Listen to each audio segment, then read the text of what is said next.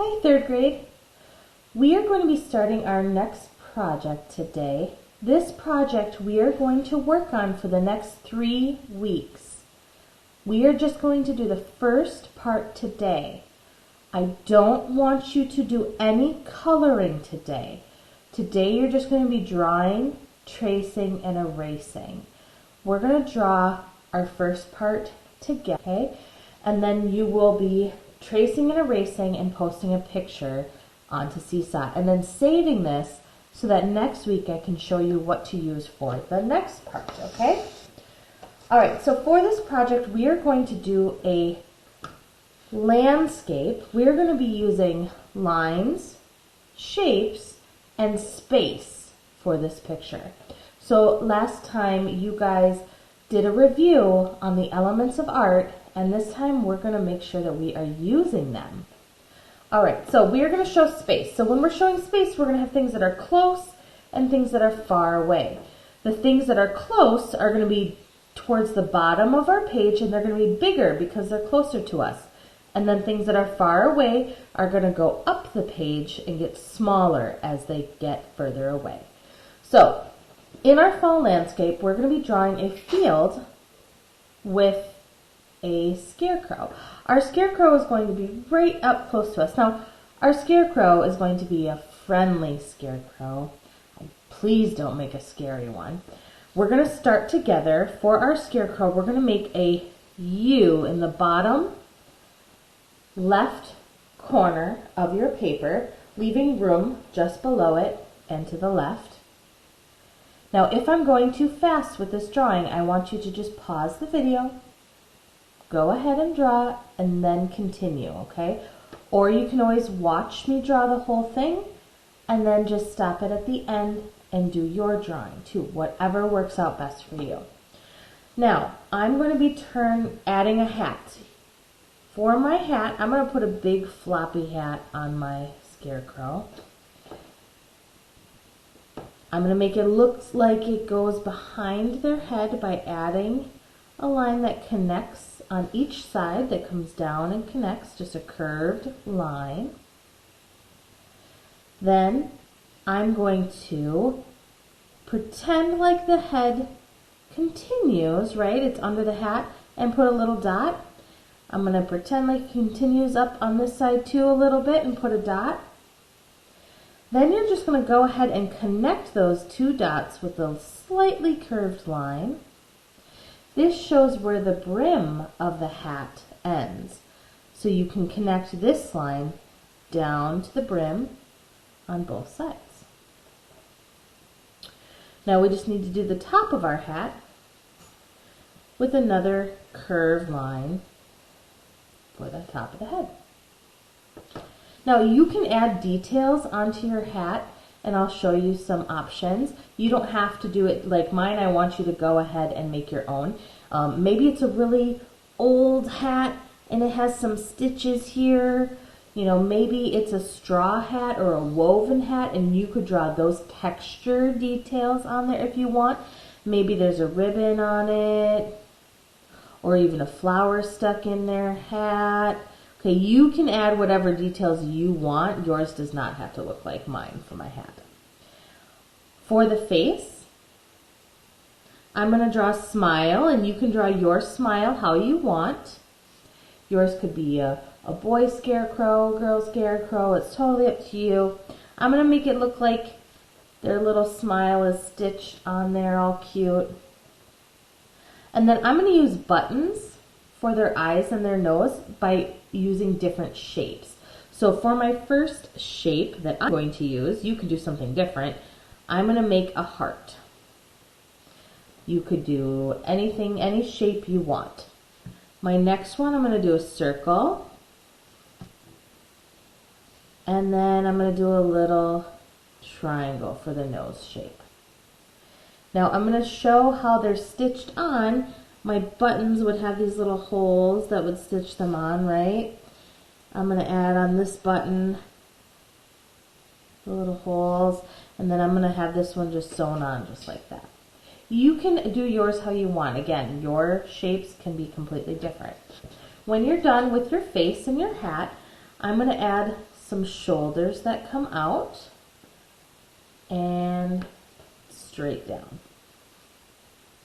You can add details on the shirt. Maybe it has a collar on the shirt if you want, or maybe it's a striped shirt or a flannel shirt or a polka dot shirt. Whatever you want, you can go ahead and add your details on your shirt, and you can do that later too. You don't have to do that right now. Now we want to show in the background a horizon line. The horizon line is where the sun and the ground meet. So I'm going to make a line that's going to go behind my person, or sorry, my scarecrow. I'm going to pretend like it continues over to here, and I'm not going to make it a perfectly straight line. I want it to be like a field. I don't want to go really curvy with my line, right? This isn't mountains and hills. It's just the horizon line for my field. It's just more organic, so I didn't do it perfectly straight. Now I'm going to show distance in my rows in the field by having them be wider at the bottom and get smaller as they go away.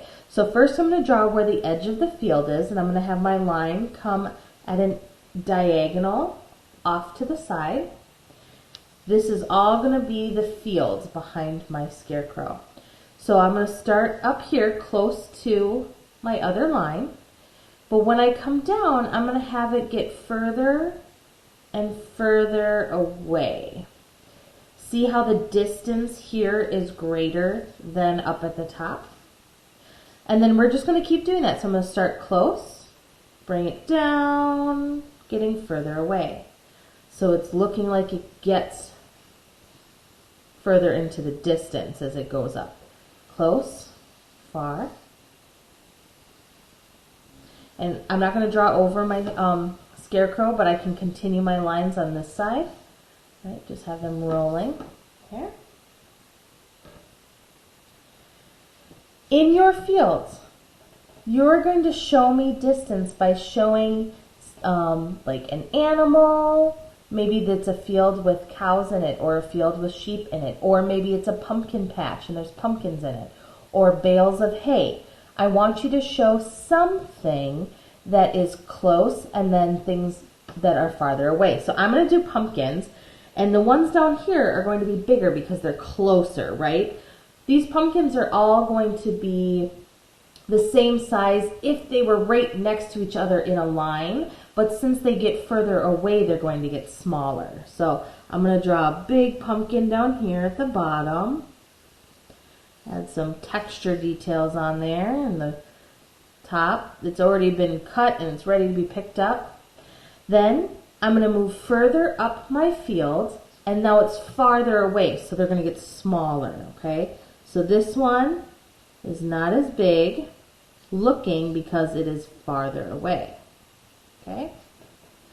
Now I'm going to get even farther away, and it gets much smaller because it is far away. You can add as many as you want, but I want you to do at least 3, okay? You can add a lot more pumpkins, just make sure that they get smaller, or sheep, but they get smaller, or pigs, or cows, or bales, whatever you want in your field, but you're showing me the distance and the space in the picture, okay? Then, over here in the background, I'm going to draw a barn. Now my barn is going to be smaller than my scarecrow because it's farther away. But if my scarecrow was to walk back here, it would look like they get smaller and smaller and smaller and can fit inside the barn, right? So I'm going to draw the front by drawing 2 vertical parallel lines. Then I'm going to make the top of my barn, and my barn shape, I'd like to do the staggered roof on it. You can add more details too. Now the roof line is just going to go kind of straight over here. Straight over. You can add the door. It's a big door because it's a barn. They got to fit the tractor through there, right? You can add whatever details. You don't have to draw your barn exactly like mine. You can change yours. Now, if you want to add, you know, a tractor parked over here, it's smaller because it's far away, right? If you put it down here, though, it would have to be really big, right? Or maybe they're going along in the back of the field. You can have the tractor back there. You can also add, you know, like clouds in the sky